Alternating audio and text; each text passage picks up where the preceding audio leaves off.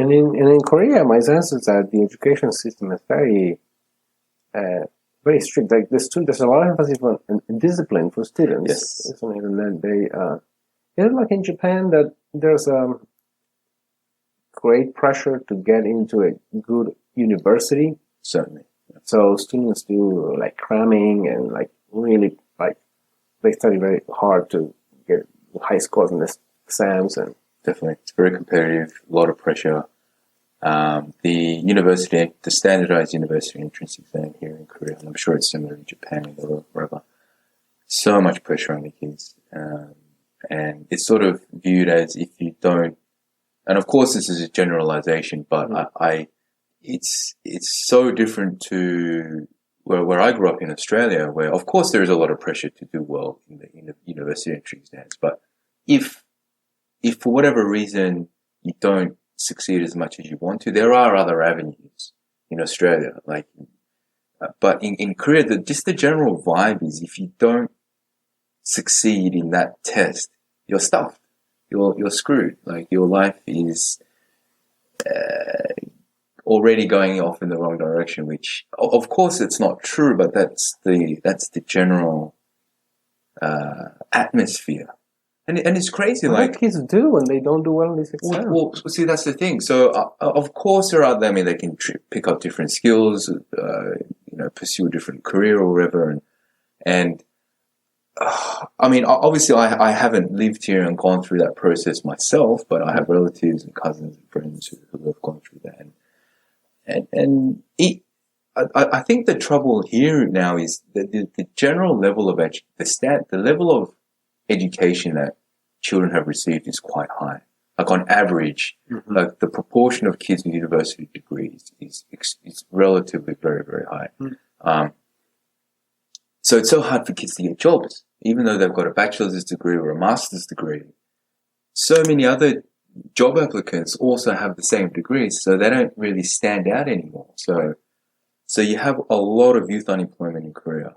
And of course, children who if you've got a university degree under your belt, then you have a certain standard of job that you want.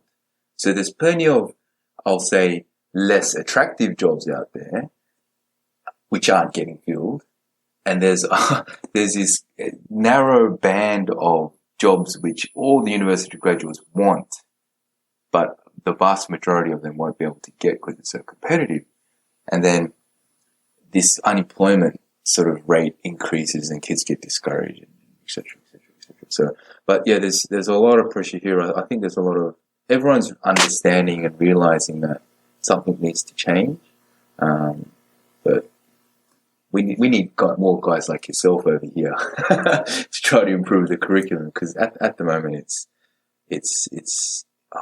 I'm happy I didn't have to study in Korea. Just put it that way. I think it would have just been so tough. So tough. Yeah. I think that's one of the other reasons why education should emphasize what it means to have a good life in general, not just what you need to get a certain kind of job.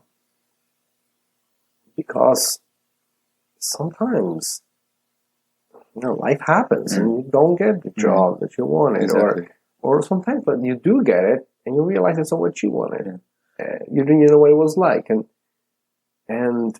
I mean, so many things could happen. The economy, right now with automation and overpopulation and the globalization of the economy, right? So like it's just a lot cheaper to hire workers in overseas, and I think it could even change. The labor market could get even worse than it is now for kids, like in 20 years or so. So we need an education that prepares us for more than just, a certain kind of job. We can find meaning in life even if you don't get to do what you dreamed or whatever. Actually, one thing I wanted to mention is just the whole pressure thing in Korea on the students. Society's not helping either, and I was so shocked and surprised to find out. Did you know on the day that I'll call them Year 12 students, so I don't know, what do you call that in the States? The final year of senior high school. Yeah, senior year in high school. Yeah. So your senior year, the day you take the standardized test for for the university entrance. On that day, flights will be delayed. The flight schedule will be adjusted so that there are minimal or no planes flying during the time of the exam. So there's minimal noise for the students, so their concentration is not disturbed. Corporate people with like the companies will delay the start date for work. So if you normally start work at 9, they'll push it back to 10 to reduce congestion so that students won't be late to their exam.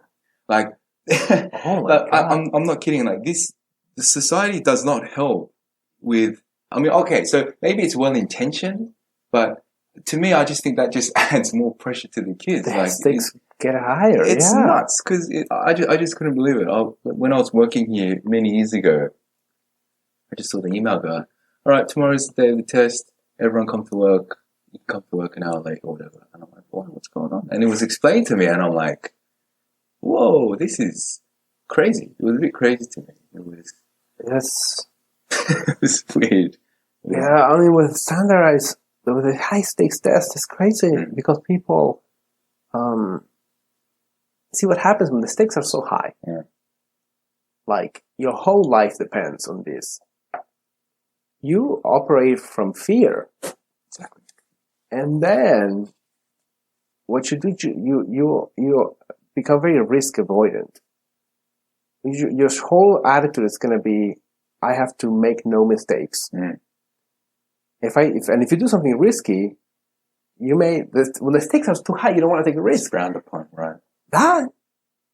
There's a kind of mentality that you develop if that's the way life is presented to you. But life is not like that, actually. It's not like that. That there's one. I mean, unless we artificially make it like that, you know. But in life, it's not like there's one thing that is going to be the test that's going to determine everything in your life. It's not like that.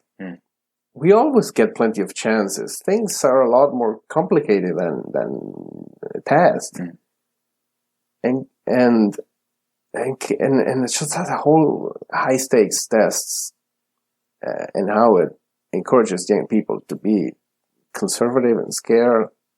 I think it's terrible.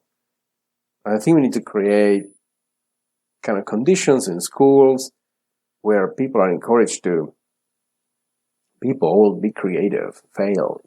Be encouraged to make mistakes and learn from those mistakes, and that's really where you get your real education from. Really, that's right. Yeah, but I mean, obviously these are generalizations, but I mean that's essentially what the mood is across many societies, unfortunately. So, like I said, we definitely need more guys like yourself out there and people adopting, more balanced, more holistic, more, what's the word I'm looking for?